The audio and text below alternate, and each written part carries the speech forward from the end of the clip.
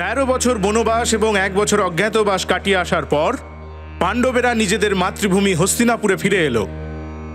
কিন্তু যুধিষ্ঠির এবং অর্জুন এই কথা জানতেন না যে ওদের মাতৃভূমি রণভূমিতে পরিণত হয়েছিল। ওদের অনুজ দুর্যোধন এবং দুঃশাসনের মগজ তথা হৃদয়ে শত্রুতার ঘন কালো মেঘ ঘনীভূত হয়েছিল। ওদের মনে ঈর্ষা, লোভ আর স্বার্থের বিষ প্রবেশ করিয়ে দিয়েছিল ওদের মামা শকুনি। পুরো 12 না ভাগ্নে না, হস্তিনাপুর শুধু তোমারই। ত্রিশঙ্কুর মতো অবস্থা হয়েছিল পিতামহ ভীষ্মের। একদিকে কৌরব আর অন্যদিকে পাণ্ডব। কেন্দ্রে সংকটময় অবস্থায় ছিল ওনার হস্তিনাপুর। কিন্তু সময়ের চক্রকে কে আটকাতে পেরেছে? পুত্র দুর্যোধন হস্তিনাপুরের সুরক্ষা আর সুখ সমৃদ্ধি, তার সমস্ত দায়িত্ব আমার কাঁধের ওপর। এর মলিন মুখকে আর মুমূর্ষু করো না। পাণ্ডবেরা শর্ত অনুযায়ী 13 বছর অজ্ঞাতবাসে সময় কাটিয়েছে। এখন সময় এসেছে তোমার কর্তব্য পালন করার। না ভাগ্নে না, পাশা খেলায় পড়া দান আর মুখ থেকে বেরোনো শব্দ অমূল্য হয়ে থাকে। আবেগের বশবর্তী হয়ে হাতের সময় নষ্ট করো না পুত্র। হস্তিনাপুরের সিংহাসনে তোমার জন্মগত অধিকার শুধু তোমার। বুঝতে পারছো তো? আমি তো বুঝতে পারছি মামা বাবু, কিন্তু এই যে পিতামহ এই কথাটাকে বুঝতে চাইছেন না। পিতামহ আমার বচন মধুর না হলেও এটা ধ্রুব সত্য। অর্জুন, হস্তিনাপুরের সিংহাসন তো দূরের কথা, হস্তিনাপুরের ভূমিতে পা রাখারও তোমাদের কোনো অধিকার নেই। দুর্যোধন, হস্তিনাপুরের ওপর শুধু পাণ্ডবদের অধিকার রয়েছে, শুধু পাণ্ডবদের। পুরো 12। পিতামহ, আপনার প্রিয় অর্জুনকে স্মরণ করিয়ে দিন, 13 বছর পূর্বে পাশার বাজিতে শুধুমাত্র হস্তিনাপুরই নয়, নিজের বিবাহিত স্ত্রীকেও হারিয়ে ফেলেছিল। আমার জ্যেষ্ঠ ভ্রাতার ঝঞ্ঝায় আসন গ্রহণ করানোর জন্য যখন দ্রৌপদীকে কেস ধরে টানতে টানতে এই রাজ দরবারে নিয়ে আসা হয়েছিল, সেইখানে আপনাদের ভিখারির মতন দশা হয়েছিল। মনে হচ্ছে আপনারা সেই স্মৃতি এখন ভুলে গেছেন হয়তো। দুর্যোধন, তুমি তো এরকম পাষাণ হৃদয় ছিলে না। এটা অবশ্যই কোনো অসৎ চিন্তাধারা সম্পন্ন মানুষের সংস্পর্শে এসেই হয়েছে। তোমরা দুজন আমার অনুজ, আমার প্রিয়। নিজেদের মধ্যে অশান্তি করা মোটেই সমীচীন হবে না। আমি করজোড়ে তোমাদের কাছে বিনতি করছি, হস্তিনাপুরের এই 5টি গ্রাম আমাদের ফিরিয়ে দাও। আপনি আমাদের জ্যেষ্ঠ ভ্রাতা, তার জন্য আমি আপনার কাছে অনুরোধ করছি যে এখনই এই মুহূর্তে আপনার চরণ যুগল বাইরের দিশায় নিয়ে যান, অন্যথা পাণ্ডবদের মৃত্যুর পরে 5 জন শ্মশান যাত্রীও পাবেন না। দুর্যোধন!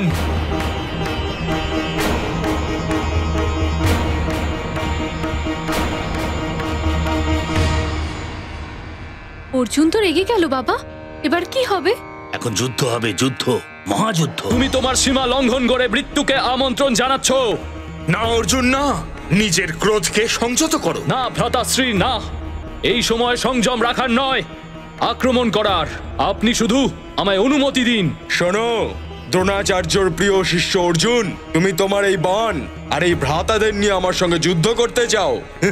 তোমার মৃত্যু তো অবশ্যম্ভাবী, নিশ্চিত।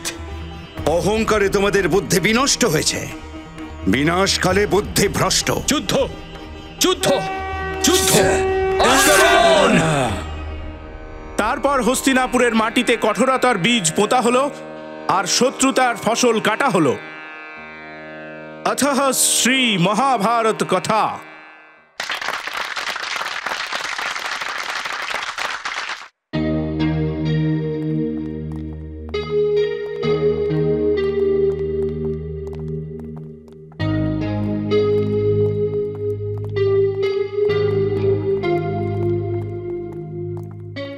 বাবা,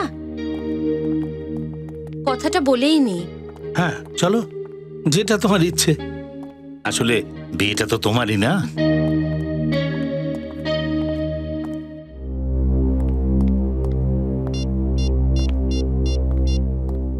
হ্যালো, হ্যাঁ বলুন, আমি মুথু বলছি।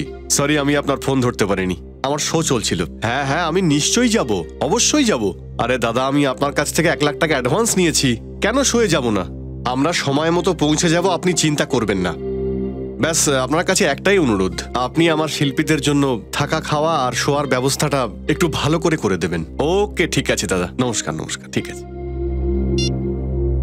আরে দিবাকর বাবু, নমস্কার। নমস্কার নমস্কার। আপনি আমাকে চেনেন? আরে আপনাকে কে না চেনে, আপনি এখানকার একজন নামি দামি জমিদার। সে তো খুব ভালো কথা। আমি আপনাদের নাটক দেখলাম, খুব ভালো লাগলো। এই প্রথমবার রঙ্গমঞ্চে আমি মহাভারতের এই নাট্যরূপ দেখলাম, খুব ভালো লাগলো। অনেক অনেক ধন্যবাদ। আমার শিল্পীরা সত্যিই ভালো করছে। বলুন আপনার জন্য কি করতে পারি, কি সেবা করব আপনার জন্য? এই হলো আমার মেয়ে শালিনী। নমস্কার। পরশু ওর বিয়ে। এটা খুব আনন্দের খবর। আর এই আনন্দটাকেই দ্বিগুণ করতে আমি চাই আপনি আপনার দলকে নিয়ে এই বিয়েতে আসুন আর এই নাটকের একটা অংশ দেখান। বিয়েতে মহাভারত? কি কোনো অসুবিধা আছে? না না, এতে কোনো সমস্যার কিছু নেই। দেখুন দিবাকর বাবু, আমরা তো শিল্পী, আর লোকেরা আমাদের যেখানে ডাকে আমরা চলে যাই। আসলে বিয়েতে সঙ্গীত সন্ধ্যা বা ডিজে এই সমস্ত প্রোগ্রাম হয়। মহাভারতের কথা শুনে আমি একটু আশ্চর্যই হয়েছি। দেখুন, আমি জমিতে জুড়ে থাকা জমিদার, সংস্কৃতি আমার অত্যন্ত প্রিয়। যাই হোক, টাকা পয়সার কথাটা বলিনি। দেখুন, ট্রাভেলিং নিয়ে আমরা 2 লক্ষ টাকা চার্জ করি, বাকিটা আপনি যেটা ভালো বুঝবেন আমাদের দেবেন। চলুন, ঠিক আছে, ওই কথাই রইল। আমি সন্ধ্যাবেলা আপনাদের গেস্ট হাউসে 25,000 টাকা অগ্রিম পাঠিয়ে দেবো। তাহলে আসি। নমস্কার। চলো মা। সঞ্জীব, আরে দারুণ খবর আছে। আরে এখানকার জমিদার দিবাকর বাবু আমার সঙ্গে দেখা করতে এসেছিলেন। আমরা আরেকটা শো পেয়ে গেছি, দারুণ খবর। আর ওখানে সবাই ঠিকঠাক আছে তো?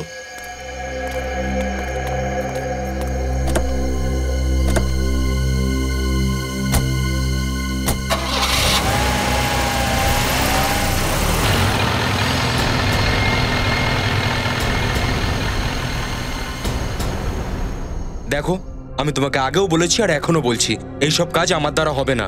আর হ্যাঁ, আজ রাতেই আমি এখান থেকে চলে যাচ্ছি। আমাকে আটকানোর চেষ্টা করো না, না হলে আমি তোমার মুখোশ টেনে খুলে দেব। তাতে যদি আমি শাস্তিও পাই তাও ভালো, আমি মেনে নিতে রাজি, বুঝলে? বুঝে গেলাম। তোমার মতন গুণী অভিনেতাকে তো আমি হারাতে চাইছিলাম না, কিন্তু কি করব, সময়কে কে আটকে রেখেছে। মানেটা কি তোমার? দুর্যোধনকে বধ এমনিতে তো ভীম করেছিল, কিন্তু আফসোস, কিন্তু এই কাজটা আমাকেই করতে হবে। এই শোন, লাশটাকে ব্যবস্থা কর।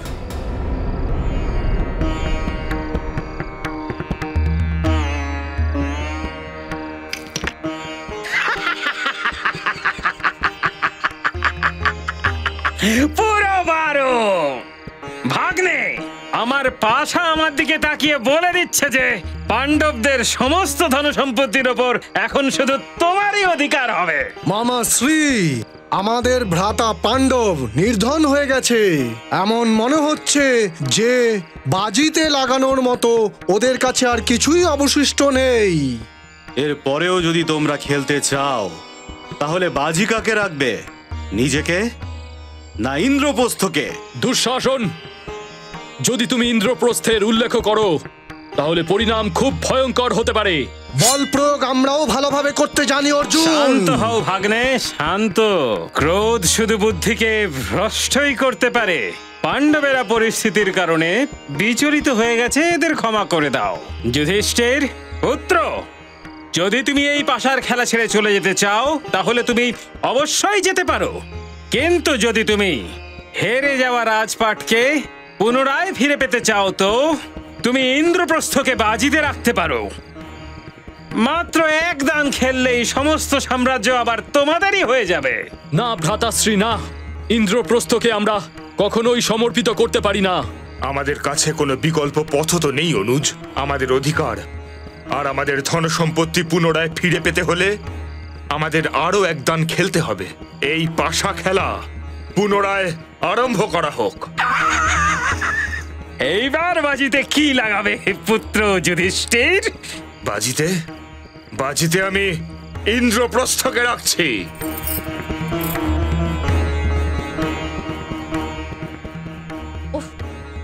এই গয়নার ওজনগুলো কত বেশি! সমস্ত অনুষ্ঠান শেষ হওয়া অবধি আমি এত ওজন কি করে বইবো? দিদি, বিয়ে হবে তো, আর এগুলো তো সহ্য করতেই হবে। আর এমনিও আজ একটা দিনেরই তো ব্যাপার। যখন তোর বিয়ে হয়ে যাবে না, তখন এই গয়নাগুলো আমায় দিয়ে দিস। আচ্ছা, আমি এইগুলোর ওজন সহ্য করতে পারবো।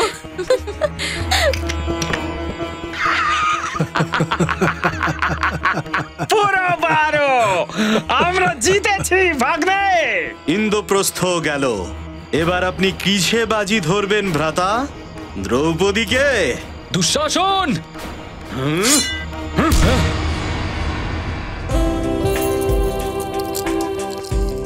তোর ফোন বাজছে। Hello, caterer? হ্যাঁ, আপনি ওখানে দাঁড়ান, আমি আসছি। দিদি, তুই রুম থেকে বাইরে বেরোবি না, আমি এক্ষুনি আসছি। ঠিক আছে, কিন্তু তাড়াতাড়ি আসবি। হ্যাঁ হ্যাঁ হ্যাঁ। হ্যালো।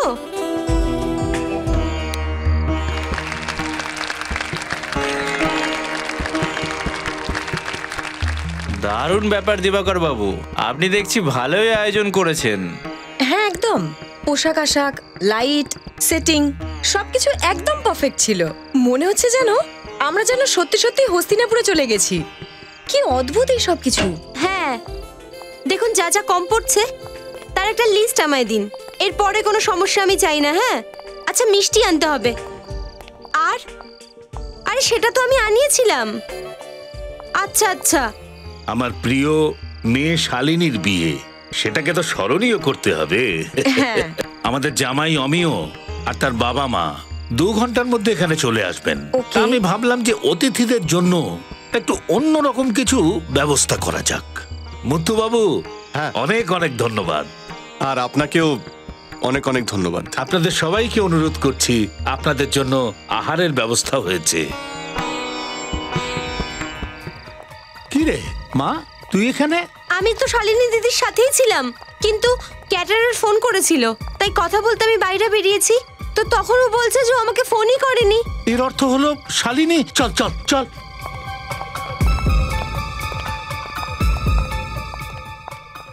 চল চল দেখি ব্যাপারটা, কিছু হয়ে যায়নি তো? শালিনী, শালিনী, সব শেষ হয়ে গেল।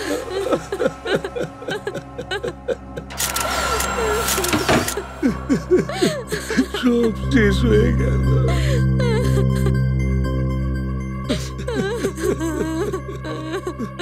খুনির আঙ্গুলের ছাপ, এই কাঁচটাকে ও কেটে ভেতরে এসেছে। একটা গয়নাও বাদ দেয়নি। শালিনীর গায়ে যে কটা ছিল আর আলমারিতে যত গয়না ছিল সব কটাই, সমস্ত গয়না লুট করেছে। স্যার, খুনি পুরো প্ল্যানিং করেই এসেছিল। হ্যাঁ শ্রেয়া, সুযোগ বুঝেই ও এসেছিল। যেই ও দেখেছিল যে সবাই বরযাত্রীরা ওই বিয়ের মণ্ডপে ছিল আর এই শালিনী বেচারি একা ছিল, ব্যাস ওর কাজ সেরে নিয়েছে। কিন্তু স্যার, শালিনীর গলায় যে এই দাগটা দেখা যাচ্ছে, এটা কিসের দাগ হতে পারে? এটা তো দেখছি অদ্ভুত ধরনের দাগ।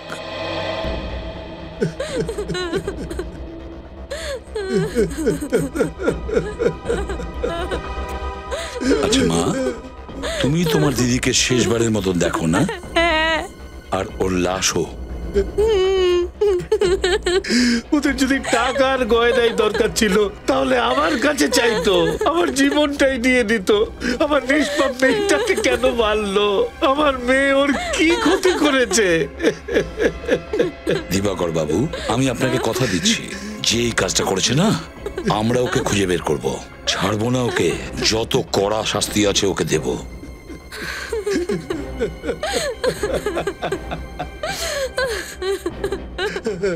শ্রেয়া, এই ছাপটা তোলো। কিন্তু স্যার, একটা কথা বুঝতে পারছি না। কি? না কোনো হাতাহাতি হয়েছে, নাই বা কোনো হাতিয়ার ব্যবহার করা হয়েছে, তাহলে শালিনীর গলায় এই দাগটা কিসের হতে পারে? এই দাগটা কিভাবে হয়েছে সালুকেই বলতে পারবে, আর সালুকে এটাও বলতে পারবে যে শালিনীর মৃত্যু কিভাবে হয়েছে। এর বিয়ের অনুষ্ঠানের সমস্ত ভিডিও ফুটেজটা দেখতে হবে, বিয়ের পুরো ভিডিও ফুটেজটা। দিবাকর বাবু এত কড়া সিকিউরিটির বন্দোবস্ত করেছিলেন, তাদের সুরক্ষার দায়িত্ব আপনাদের ওপর ছিল। তারপরেও এত গাফিলতি। ওনার মেয়ের খুন হয়ে গেল, লাখ টাকার গয়না চুরি হয়ে গেল, আর আপনারা বলছেন যে বাইরের কোনো লোককে ভেতরে আসতে যেতে দেখেননি। কি করছিলেন কি আপনারা? স্যার, আমাদেরকে বিশ্বাস করুন, আমরা তো কড়া নজর রেখেছি। শালিনী ম্যাডামের ঘরে এত গয়না ছিল, আর সেটা কেউ বাইরে নিয়ে যাক আর আমাদের চোখে পড়বে না, সেটা হতেই পারে না। বাইরের লোক নয়, তার মানে এটাই দাঁড়ায় যে এই কাজটা ভেতরের কোনো লোকই করেছে। আপনি কি আমাদের ওপর সন্দেহ করছেন? দেখুন, আমরা যথেষ্ট ধনী এবং ভদ্র পরিবারের লোক। আমাদের কাছে টাকা পয়সার কোনো অভাব নেই। স্যার, আমরা তো শালিনী দেবীকে ঠিকমতো চিনতামই না। আমরা তো এখানে শুধু নাটক করতে এসেছি। হ্যাঁ স্যার, যখন শালিনী দেবীর খুন হলো তখন নাটক চলছিল, আর আমরা সবাই ওখানে ছিলাম। আমাদের এক এক করে এদের প্রত্যেকের তল্লাশি নিতে হবে। নিতেই হবে তল্লাশি। চলো, সরো। প্রত্যেকে এগিয়ে আসুন, আমরা তল্লাশি করব।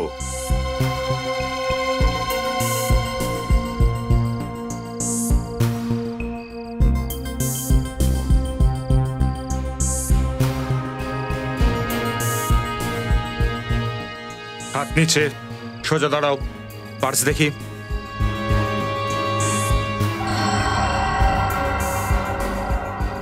আপনার পার্সটা দেখান।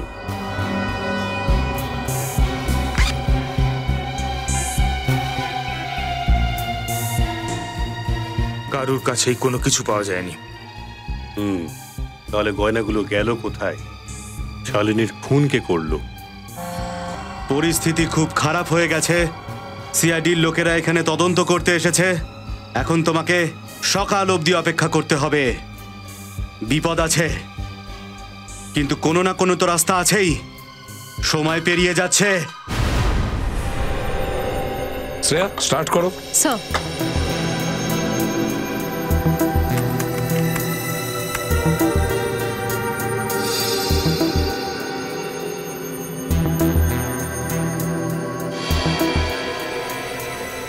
বেশ ধুমধাম করে বিয়ে দিয়েছে দিবাকর তার মেয়ের। গেস্ট তো অনেক এসেছে। কিন্তু স্যার, এত ভিড়ের মধ্যে ওই খুনিকে খুঁজবো কি করে? খুনিকে আমরা নিশ্চয়ই খুঁজে বের করবো বিনীত, নিশ্চয়ই খুঁজে বের করবো ওকে। সে এক মিনিট একটু পজ করো। এই লোকটা পেছনে দাঁড়িয়ে আছে, চুপ করে দাঁড়িয়ে আছে কেন? মনে হচ্ছে কারোর ওপর নজর রাখছে, কিন্তু কার ওপরে? সেই ব্যক্তি কে হতে পারে? কি সেই লোক? এই অভিনেতাটা? স্যার, যখন আমরা অভিনেতাদের জিজ্ঞাসা করছিলাম তখন ও ওখানে ছিল না। ওখানে ছিল না? না স্যার। শ্রেয়া, একটা কাজ করো, এই দুটো লোকেরই ভিডিও থেকে ফটো বের করো। নিশ্চয়ই এদের দুজনের মধ্যে কোনো না কোনো কানেকশন আছে চুরি আর খুনের মধ্যে। কিন্তু যে এই গয়নাটা চুরি করেছে, গয়নাগুলোকে নিয়ে কোথায় গেছে ও? বিয়ে বাড়িতে এত টাইট সিকিউরিটি ছিল, ও তো নিশ্চয়ই জানতো সিকিউরিটির ব্যাপারে। স্যার, এই কড়া পাহারার জন্য এই গয়না ও ওখানে কোথাও লুকিয়ে রাখেনি তো, যেখানে এই বিয়েটা হচ্ছিল? এই কথাটা ঠিক স্যার। ও যদি গয়না চুরি করে পালাবার চেষ্টা করতো তাহলে নিশ্চয়ই ধরা পড়তো। কিন্তু স্যার, আমরা তো এই জায়গাটায় তন্ন তন্ন করে খুঁজেছি, গয়না তো কোথাও পাওয়া যায়নি। আর আমাদের কনস্টেবলও তো আছে ওখানে। এক্স্যাক্টলি, আমাদের কনস্টেবলও তো ছিল ওখানে। তাহলে কোথায় লুকিয়ে রাখতে পারে? আমার তো মনে হয় না ও বিয়ের মণ্ডপের কোথাও গয়নাগুলো লুকিয়ে রাখবে। আমার তো মনে হয় গয়নাগুলো বাড়ির বাইরে কোথাও মাটির নিচে লুকিয়ে রেখেছে। হ্যাঁ সালুকা, বলো, জানতে পেরেছো কিভাবে মারা গেছে মেয়েটি? দেখুন মুত্তু সাহেব, আমরা এখানে সবাই শখের জন্য কাজ করি না, নিজেদের পেট চালানোর জন্য কাজ করি। যদি আপনি আমাদের টাকা না দেন তাহলে এর পরের শোটা আমরা কেউই করব না। আরে আমার ভাই কেতন, তুই এত রেগে যাচ্ছিস কেন? আর যদি তুই সিরাকপুরে না যাস তাহলে যুধিষ্ঠির ক্যারেক্টারটা কে করবে? আপনি করে নিন না। যুধিষ্ঠির, ভীম, নকুল, সহদেব সবকটা আপনিই করুন। আরে সব কি বলছিস তুই? দেখুন স্যার, আমরা পেমেন্ট না পেলে কেউই কাজ করব না। আমরা পারছি না স্যার, আমাদের টাকা আপনি দিয়ে দিন। কি তাই তো? হ্যাঁ হ্যাঁ, তোমরা সবাই এটা খুব ভালো করে জানো যে গতকালকেই দিবাকর বাবুর মেয়ে খুন হয়েছে। আর এরকম অবস্থায় ওনার কাছে কি করে টাকা চাইবো আমি? চাইতে পারবেন না মানে? আমরা কি করে জানবো আপনি কিভাবে চাইবেন? দেখুন, আমরা বিনা টাকায় কাজ করতে পারবো না। আমিও করব না। যদি এরকমই চলতে থাকে না স্যার, তাহলে আমি ছেড়ে দেবো। আমিও ছেড়ে দেবো। আমরাও সব ছেড়ে দেবো। আমরাও ছেড়ে দেব। অদ্ভুত কথা বলছো তোমরা। এইভাবে তোমরা কি করে দল ভাঙার কথা বলতে পারো, যেখানে তোমরা সবাই 25টা শো করার কথা দিয়েছিলে? 25টা শো! সঞ্জীব, বোঝাও এদের। আপনিও তো এই নাটক শেষ হওয়ার পরে আমাদেরকে পুরো টাকা দেবেন কথা দিয়েছিলেন। কি ঠিক বলেছি তো? জিয়া, কেতন, মুত্তু সাহেবকে কেন এত চাপ দিচ্ছ তোমরা? টাকা চাই তোমাদের তো? হ্যাঁ। সিরাতপুরের শোয়ের পরে তোমাদের টাকা পেয়ে যাবে। ততক্ষণ পর্যন্ত টাকা কেউ চাইবে না, বুঝেছো?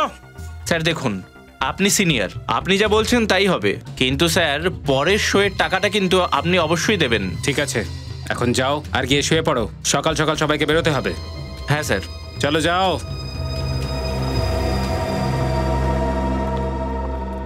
থ্যাংক ইউ সঞ্জীব, এরা শুধু তোমার কথাই শোনে।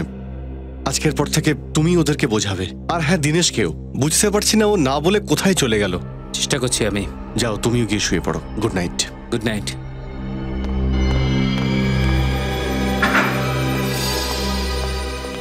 রোহন, কোথায় যাচ্ছিস? কোথাও না স্যার, ব্যাস ওই খুব জরুরি একটা কাজ মনে পড়ে গেছে, কাজটা শেষ করেই চলে আসবো। সব ঠিক আছে তো? হ্যাঁ স্যার, সব ঠিক আছে, কোনো টেনশন নেই, আমি এক্ষুনি আসছি। হ্যাঁ, আর হ্যাঁ, তাড়াতাড়ি আসবি। হ্যাঁ হ্যাঁ স্যার।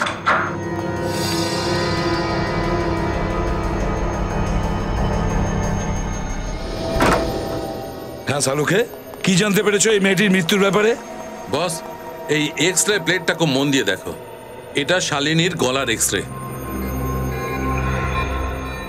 শালুকে, এইখানে কি এটা?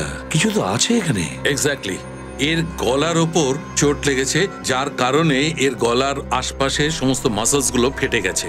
স্যার, শুধু গলা টেপার জন্য কোনো মানুষের এরকম অবস্থা হতে পারে? না, শুধু গলা টেপার জন্য নয়, এটা অন্য কোনো ব্যাপার, তাই না? একদম ঠিক বস, এর গলার ওপর একটা হালকা চোটের চিহ্ন আছে, ঠিক এই জায়গাতেই। এর কণ্ঠের ওপর খুনি আঘাত করেছে, যার কারণে এর শিরা ফেটে গেছিল আর কয়েক সেকেন্ডের মধ্যে মৃত্যু হয়েছে। তাহলে কি স্যার খুনি ওর গলায় ঘুষি মেরেছে বা কোনো ভারী জিনিস দিয়ে আঘাত করেছে? না শ্রেয়া, যদি খুনি কোনো ভারী জিনিস দিয়ে এর গলার মধ্যে অথবা কোনো ধারালো জিনিস দিয়ে আঘাত করত, তাহলে এর গলাটা কেটে যেত, অনেক বড় ক্ষত তৈরি হতো। কিন্তু এখানে এর গলায় তো এসব কিছুই হয়নি। শালুকে, এই আগে পরে কথা বন্ধ করো আর বলো কি হয়েছিল। ঠিক আছে, বলছি কি হয়েছিল। এই যে এই রুমাল, এই রুমালটার কারণে শালিনীর মৃত্যু হয়েছে। রুমাল দিয়ে? হ্যাঁ। রুমাল দিয়ে স্যার কেউ কাউকে কি করে খুন করবে? আমি বলছি কি করে হয়েছিল। এই রুমালের মধ্যে আমি একটা পাথর রাখলাম, এটাকে এইভাবে বন্ধ করে জোরে ঘোরালাম, এত জোরে ঘোরালাম যে এর ভেতরের জিনিসটা সিঁধে গিয়ে সামনের লোকটির গলার কণ্ঠিতে লাগলো, এত জোরে যে ওর গলার নার্ভটা ফেটে গেল। নার্ভ ফেটে যাওয়ার কারণে ওর মস্তিষ্কে অক্সিজেন যাওয়া বন্ধ হয়ে গেল, আর অক্সিজেন কম হওয়ার কারণে ওর মৃত্যু হলো। ঠিক এই ব্যাপারটাই ঘটেছিল শালিনীর সঙ্গে। বস, এটা বহু পুরনো পদ্ধতি, যার ব্যবহার চোরেরা করত কাউকে হত্যা করার জন্য। অদ্ভুত ব্যাপার স্যার, না কোনো রক্তপাত, না কোনো ধস্তাধস্তি, আর মুহূর্তের মধ্যেই মানুষ মারা যাবে। সেই খুন করার পুরনো পদ্ধতি আজকের যুগে। খুনি ছুরি দিয়ে আঘাত করতে পারতো বা গুলি চালাতে পারতো, কিন্তু ও এত পুরনো পদ্ধতি ব্যবহার করলো কেন? নিশ্চয়ই কোনো কারণ আছে শ্রেয়া, নিশ্চয়ই কোনো কারণ আছে। শালুকে, আঙ্গুলের ছাপের ব্যাপারে কি জানতে পেরেছো যাতে রক্ত লেগেছিল? এক মিনিট বস, এই যে আঙুলের ছাপটা রয়েছে, আসলে এটা রক্তই নয়। রক্তের দাগ নয়? না। মানে? এটা সিঁদুর। এই ছাপটা সিঁদুরের? তাহলে কি খুনি হাতে সিঁদুর মেখে গিয়েছিল খুন করার জন্য? স্যার, হতে পারে খুনি কোনো মহিলা, কেননা কোনো পুরুষ মানুষ নিজের হাতে সিঁদুর কেন লাগাতে যাবে? লাগাতে পারে, ওই লোক তার নিজের হাতে সিঁদুর নিশ্চয়ই লাগাতে পারে। মনে করো শালিনীর বিয়ের ওই ভিডিওটা। দুঃশাসন! মনে পড়েছে বিনীত, শালিনীর বিয়ের ভিডিওতে একটা নাটক চলছিল, মহাভারতের নাটক, আর ওই নাটকের একজন শিল্পীর হাতে সিঁদুর লেগেছিল। সিঁদুর। তাহলে কি এই খুনটা ওই সিঁদুর হাতে লাগা লোকটা করেনি তো?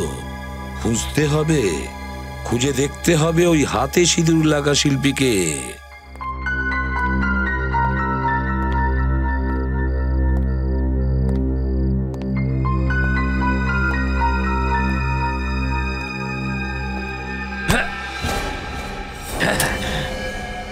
ক্ষমা করবেন কনস্টেবল বাবু, লাগেনি তো?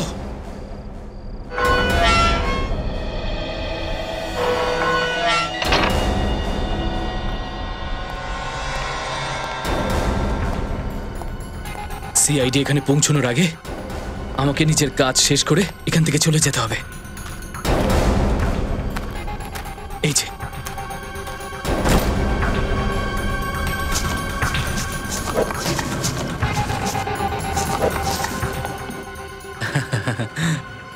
ভালো লাগছে, সারা জীবনের কষ্ট এক ঝটকায় মিটে গেল।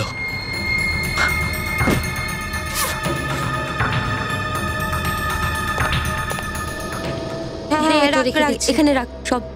একটু জায়গা দাও। এলিনা, হ্যাঁ সবাই তৈরি আছে তো? হ্যাঁ সব রেডি। গাড়িও চলে আসবে আমাদের নিয়ে যাওয়ার জন্য। 9টার মধ্যে পৌঁছে যাবো আমরা। সঞ্জীব, আরে ভাই সঞ্জীব, তুই বাঁচা আমাকে। কি হয়েছে? আরে ওই রোহন শেষ মুহূর্তে আমার সঙ্গে এটা কি করে করতে পারলো? আরে ঠিক করে বলুন মুত্তু সাহেব, কি করেছে রোহন? আমার ব্লাড প্রেশার বাড়িয়ে দিয়েছে।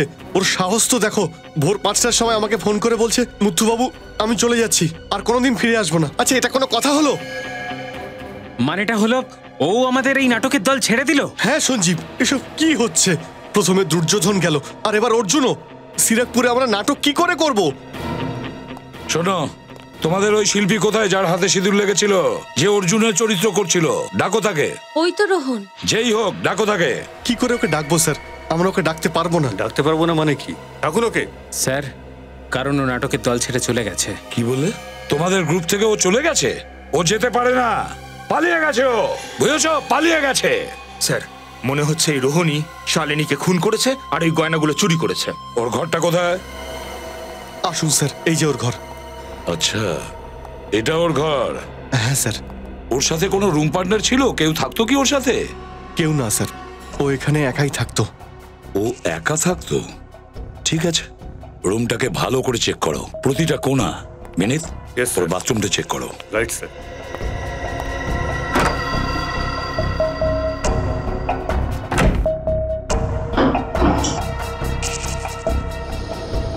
স্যার। হ্যাঁ, কি হয়েছে মিনিট? এই দেখুন স্যার, মাটি।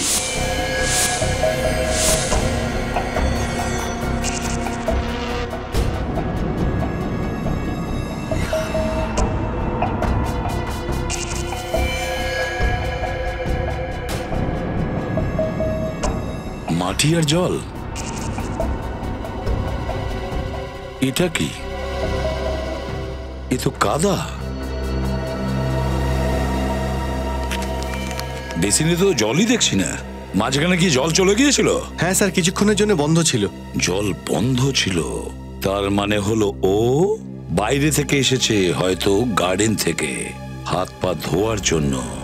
গার্ডেন থেকে মানে বুঝেছো তোমরা? ইয়েস স্যার, একটা কথা তো নিশ্চিত, রোহন ওই গয়নাগুলো বাগানেই লুকিয়েছিল। হ্যাঁ, বাগানে, মাটির নিচে। কিন্তু এখন পর্যন্ত ও গয়নাগুলো নিয়ে যেতে পারেনি। আমাদের কনস্টেবল যে ওখানে পাহারায় আছে।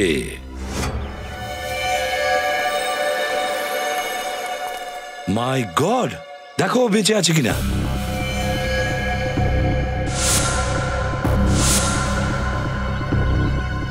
বেঁচে আছে স্যার। অ্যাম্বুলেন্স ডাকো তাড়াতাড়ি। যে ভয়টা করছিলাম সেটাই হলো। গার্ডেনের দিকে চলো।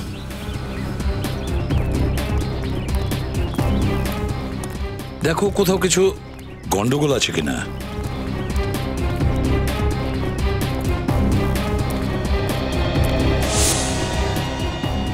জুতোর ছাপ, এটা কি? এখানেও তো। এই দেখো, এই দিক দিয়ে গেছে। ওই দেখো, ওখানে তো মাটি খোঁড়া রয়েছে।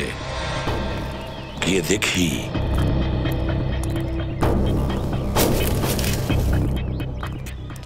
এই দেখো, মাটি খোঁড়া হয়ে গেছে। তার মানে ও গয়নাগুলো এখানেই লুকিয়ে রেখেছিল, এইখানে। তারপরে এখান থেকে তুলে নেয় আর পালিয়ে যায় আমাদের কনস্টেবলকে অজ্ঞান করে। শ্রেয়া, দেখো ওখানে কি চকচক করছে। দেখো শ্রেয়া।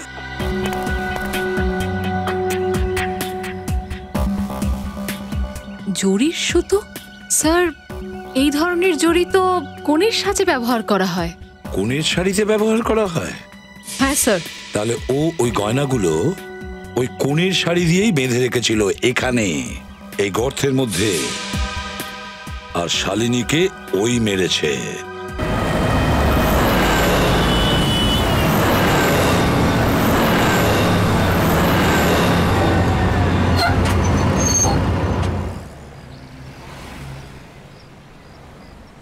চলো ভাই, পৌঁছে গেছি সিরাকপুরে। আর এই তো আমাদের ডাক বাংলো। চলো সবাই চলে এসো। হ্যাঁ মুথু সাহেব, কে জানে আমাদের নাটকের দলের উপরে কার কুনজর পড়েছে। এই দিনেশও হঠাৎ করে গায়েব হয়ে গেল, আর এই রোহন চুরি আর খুনও করেছে। ও সিআইডিও খুঁজছে ওকে। কি যে হবে আমাদের নাটকের। আমরা তো কেউ স্বপ্নেও এসব ভাবতে পারিনি যে রোহন একজন অপরাধী হবে। দেখো তোমরা, ওখানে যেগুলো হয়েছে সেগুলো ভুলে যাও, নিজেদের কাজে মন বসাও। রাত শেষ, কথা শেষ। কিন্তু হ্যাঁ সঞ্জীব দা, আজ সন্ধে 7টায় যে শোটা আছে সেটার কি হবে? তাতে কি হয়েছে?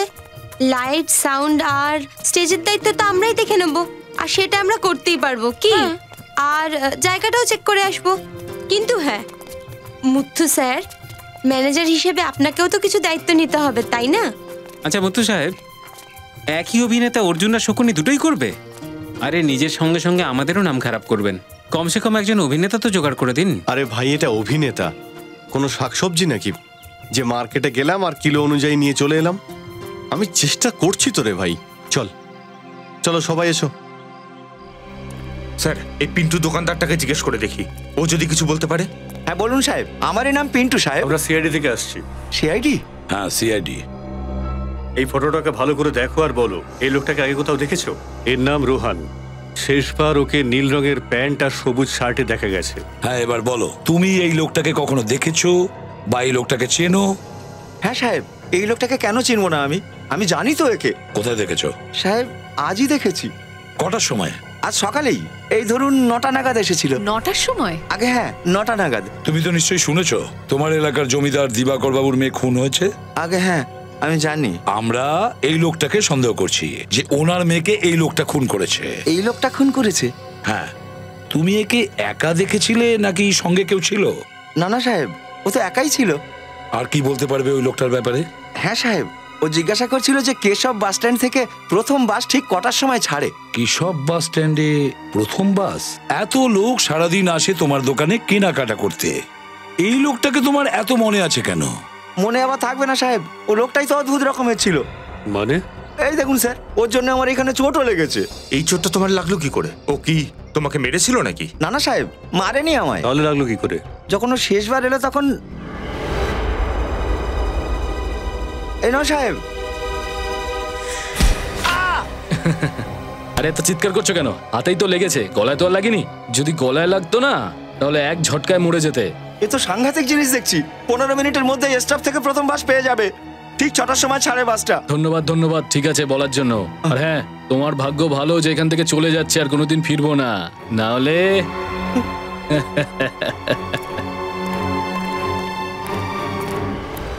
রুমালে পাথর বেঁধে রুমালটা ঘোরাচ্ছিল, এই হলো আমাদের সেই লোক। এই হবে। Thank you sir. এই রোহান সমস্ত গয়না ওই কালো ব্যাগটা রেখে পালিয়ে যায়নি তো? সমস্ত গয়না নিয়েই ও পালিয়েছে, কিন্তু শহরের দিকে ওই গয়না বিক্রির জন্য। কলা ভবন নাটক দলের এক শিল্পীকে আমার সন্দেহ হচ্ছে। রোহন নাম ওর, রোহন। ও এখান থেকে কালো ব্যাগে করে গয়না নিয়ে শহরের দিকে আসছে ওই গয়না বিক্রি করার জন্য। দেখো ও যেন পালাতে না পারে। ওর ফটো আমরা পাঠাচ্ছি। গুড। আর অভিজিৎকে বলো এই কলা ভবন নাটক মণ্ডলীর পুরো ইতিহাসটা বের করতে। পুরো ইতিহাস, শুধু রোহনকে নয়, ওই নাটক মণ্ডলীর প্রত্যেকটা শিল্পীকে আমি সন্দেহ করি। Okay? Keshab bus stop, let's go. Sir, ইনি শিবরাম বাবু আর উনি নচিকেতা বাবু। নমস্কার স্যার। এনারা রঙ্গমঞ্চের অনেক পুরনো অভিনেতা। এনারা সারা দেশ জুড়ে অনেক নাটক করেছেন। শিবরাম বাবু আর নচিকেতা বাবু, আপনাদের সাহায্যের প্রয়োজন আমার। যদি সিআইডির কোনো কাজে লাগতে পারি সেটা আমাদের সৌভাগ্যই হবে। পঙ্কজ,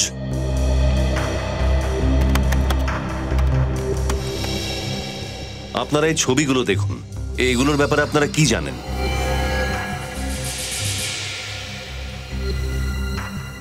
কি ব্যাপারে? ছবিগুলো দেখে আপনাদের মুখগুলো কিরকম ফ্যাকাশে হয়ে গেল? আপনাদের তো দেখে মনে হচ্ছে এই নাটক দলের সম্বন্ধে আপনারা অনেক গোপন কিছু জানেন। বলুন, কি জানেন আপনারা? দেখুন, কলা ভবন রঙ্গমঞ্চের খুব পুরনো দল। এ তো আমরাও জানি শিবরাম বাবু। আপনারা শুধু এটা আমাকে বলুন যে এই দলের ব্যাপারে আপনারা কতটুকু জানেন, যেটা দেখে আপনাদের চেহারার রং বদলে গেল। স্যার, আমাদের নাট্য জগতের একটা ভালো দিন ছিল, তাতে কলা ভবনের নাট্যকাররা গ্রহণ লাগিয়ে দিল। এরা সবাই গ্রহণ লাগিয়ে দিয়েছে? সেটা কিভাবে? এরা সব অভিনেতার আড়ালে বহুরূপী ছিল। অভিনেতার বেশি এরা চোরের দল ছিল। এটা কি বলছেন আপনারা? কলা ভবনের অভিনেতারা চোর ছিল? হ্যাঁ স্যার। আচ্ছা, এই লোকরা ছোট শহরেই তাদের শিকার করতো নাকি বড় শহরও যেত? স্যার, শুধু ছোট শহরে। ওদের একটা বিশেষত্ব ছিল, ওরা ঘুমের মধ্যে লোককে খুন করত আর সমস্ত গয়না টাকা নিয়ে উধাও হয়ে যেত। তাহলে এরা এখনো ধরা পড়েনি কেন? জানি না স্যার, প্রত্যেকবারই বেঁচে যেত। আর সেই সময় এত নিয়ম কানুনও তো ছিল না। সেই সময়? এটা আপনারা কোন সালের কথা বলছেন? এটা 1890 এর কথা। 1890? কলা ভবন নাট্য সংস্থার আরম্ভ 1890-এই হয়। তখন 5 জন ছিল, বাড়তে বাড়তে সেটা 15 হয়। কয়েক বছর চুরি করবার পর এই দলটা হঠাৎ গায়েব হয়ে যায়। আবার 1955-তে কিছু অভিনেতা একসঙ্গে হয়ে এই নামে আবার দল শুরু করে।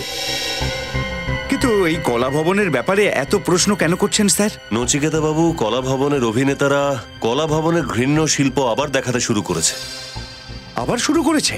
আগে হ্যাঁ, কাল একটা বিয়েতে নাটক চলাকালীন ওরা এক কনেকে খুন করেছে আর তার গয়না লুট করেছে। আপনারা একটা কথা বলুন আমাদের, কলা ভবনের ইতিহাসের সম্বন্ধে এত তথ্য আপনারা কোথা থেকে পেলেন? নাট্য সংগ্রহশালায়। ওখানে সমস্ত নামি দামি দলের তথ্য রাখা থাকে। দিবাকর বাবুর মেয়ের খুন আর চুরির পদ্ধতি ওরা সংগ্রহালয় থেকেই পেয়েছে। আমার মনে হচ্ছে স্যার এটা সম্ভব নয়। কেন? কারণ ওটা তো অনেক বছর আগে বন্ধ হয়ে গেছে। স্যার, নাট্য সংগ্রহালয় বন্ধ হওয়ার পরেও এই অপরাধীরা লুটপাট আর খুন করার পদ্ধতির ব্যাপারে এত জানলো কি করে? খোঁজ খবর তো কোথাও না কোথা থেকে বের করেছে নিখিল, কিন্তু মোদ্দা কথাটা হলো 1890 সালে কলা ভবনের অভিনেতারা খুন আর লুটপাট করা শুরু করেছিল। আর তার থেকে প্রেরণা পেয়ে কলা ভবনের এই নতুন দলের কোনো অভিনেতা শালিনীকে খুন করে দিয়েছে। শুনুন। বলুন দাদা। একটু মাথাটা তুলবেন? আমরা সিআইডি থেকে এসেছি। এই ফটোটা দেখুন। আপনি কি একে দেখেছেন এই বাস স্ট্যান্ডে? মুখ কি করে মনে রাখবো স্যার? এই কাউন্টারে অনেক লোক আসে, কি করে মনে রাখতে পারবো? আচ্ছা, একটা কথা বলুন, এখান থেকে যতগুলো বাস ছাড়া হয় সকাল 9টায়, সেগুলো কি ফিরেছে? দেখে বলছি আমি। স্যার, লং রুটে 4টে বাস বাদ দিয়ে সমস্ত বাস এসে গেছে। ওই যে বাসটা আসছে, এটাও কি সকাল 9টায় ছেড়েছিল? হ্যাঁ স্যার, এটা 9টার সময় ছেড়েছিল, একটা রাউন্ড পুরো করে এক্ষুনি এলো। Thank you.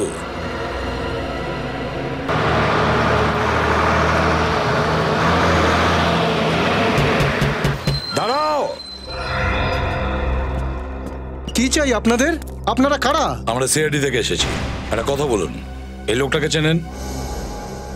হ্যাঁ স্যার, এটা তো ওই লোকটাই যে ওই মেয়েটার সাথে ছিল। মেয়ে? কোন মেয়ে? তার সম্বন্ধে আমাদের কিছু বলতে পারো তুমি? হ্যাঁ স্যার। স্যার, ও লাল রঙের স্কার্ট পরেছিল, সাদা শার্ট, বড় চশমা পরেছিল আর স্কার্ফও ছিল, পায়ে ওই লম্বা হিলের স্যান্ডেল পরেছিল, যেমন ওই শহরের মেয়েরা পরে না তেমন স্যার। আর কি বলতে পারবেন? স্যার, আমি যখন এখানে পৌঁছালাম তখন তো মেয়েটা একাই দাঁড়িয়েছিল, হয়তো ওই লোকটার জন্যই অপেক্ষা করছিল। পরে যখন বাসটা ছেড়ে দিল তখন ওই লোকটা দৌড়াতে দৌড়াতে এখানে এলো, তারপর দুজনকে দেখে হাসলো আর বাসে উঠে গেল। আচ্ছা, আর কোথায় নেমেছে? স্যার, বেলাপুর স্টপেজে নেমেছিল 11টার সময়। বেলাপুর 11টার সময়? তার মানে এই রোহন বেলাপুরে গিয়েছে। বেলাপুর। সময় এসে গেছিল সম্পর্কের সংগ্রামের। দানবীর কর্ণকে নিশ্চিত করতে হতো যে কার পক্ষ নেবেন উনি, নিজের পরম মিত্র এবং সংরক্ষক দুর্যোধনের নাকি নিজের বৈমাত্রেয় ভাই পাণ্ডবদের।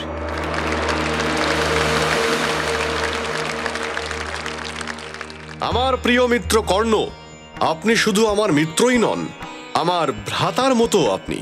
কিন্তু আজ এই পরিস্থিতিতে আমি আপনার কাছে একটা প্রতিশ্রুতি চাইছি, আর সেটা মিত্রতার বন্ধনে আবদ্ধ না করে। যদি এই প্রস্তাব আপনার অনুচিত বলে মনে হয় তাহলে অবশ্যই আমার নিবেদনকে অস্বীকার করতেই পারেন। শুধু প্রতিশ্রুতিই নয়, যদি প্রাণও দিতে হয় তাহলেও এই কর্ণ পিছপা হবে না। সখা দুর্যোধন, আমি বুঝতে পারছি তোমার মনোবাসনা কি।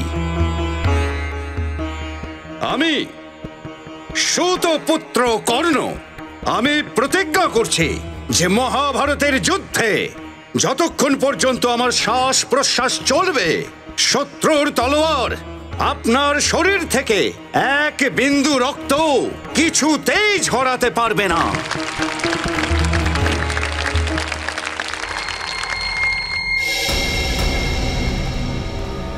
স্যার, আমার গ্রামের একজন ফোন করে আমাকে বললো যে এখানে একটা লাশ পড়ে রয়েছে। তারপরেই আমি আপনাকে ফোন করি। এই দেখুন স্যার, ওই যে পড়ে রয়েছে। মাই গড, উল্টাও একে।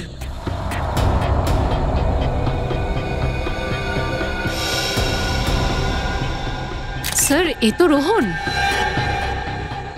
ওর ব্যাগটা খোলো।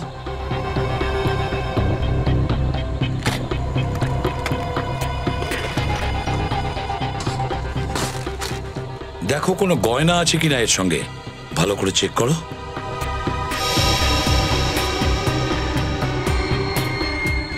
না স্যার, ওর পকেটেও কিছু নেই।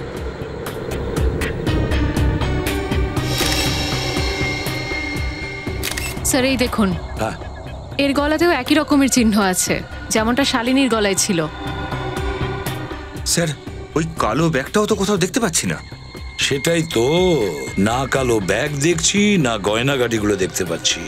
তার মানে হলো রোহনকে এই গয়নাগাটির কারণেই খুন করা হয়েছে। আর যে এই খুনটা করেছে খুব নৃশংসভাবে খুন করে পলিথিনের ব্যাগে ভরে রাখে। কে এটা করতে পারে? রোহনকে খুন? তাহলে কি ওই লাল স্কার্ট আর সাদা শার্ট পরা মেয়েটি করেনি তো? নিশ্চয়ই ওই মেয়েটা খুন করেছে রোহনকে। কিন্তু মেয়েটা কে? লাল স্কার্ট আর সাদা শার্ট পরা?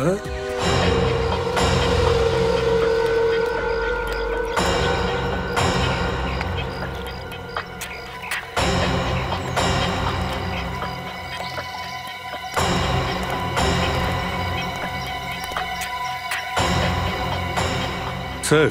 হ্যাঁ বিনীত। স্যার, রোহনের লাশকে ফরেন্সিক ল্যাবে পাঠিয়ে দিয়েছি স্যার। গুড। স্যার, আশেপাশে কোনো সূত্র বা চিহ্ন তো পেলাম না। এবার তাহলে কি করে জানতে পারবো যে রোহনের খুনটা করলো কে? সূত্র আর প্রমাণ পায়নি তো কি হয়েছে ফ্রেডরিক? সাক্ষী তো আছে, আর তাদের সংখ্যাও বেড়ে গেছে। কেউ তো একজন দেখেছে রোহন আর ওই মেয়েটিকে। কোন মেয়ে সাহেব? যে মেয়েটার কথা আমরা বলছি সে লাল রঙের একটা স্কার্ট পরেছিল আর সাদা শার্ট, একটা কালো চশমা পরা ছিল আর স্কার্ফ পরা ছিল। আমি দেখিনি সাহেব। আমি দেখেছি স্যার, যেমন চেহারার কথা আপনারা বললেন ঠিক ওই রকমই একটা চেহারার মেয়েকে দেখেছি স্যার। কোথায় দেখেছো ওকে? আমার চায়ের দোকানের সামনে একটা বাস স্টপ আছে, ওখানে দেখেছি স্যার।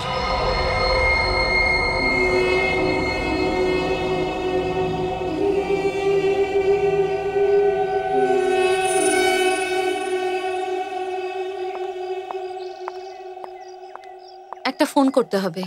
লোকাল কলের 5 টাকা আর এসটিডি কলের 10 টাকা, 1 মিনিটের জন্য। ঠিক আছে।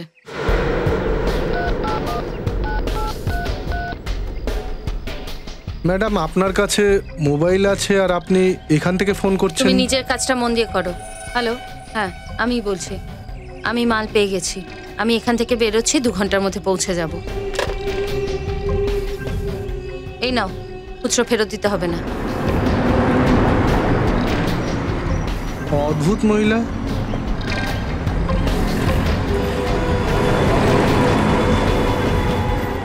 দাঁড়াও দাঁড়াও দাঁড়াও দাঁড়াও, উঠুন উঠুন উঠুন, হ্যাঁ তাড়াতাড়ি উঠুন, চলো চলো চলো।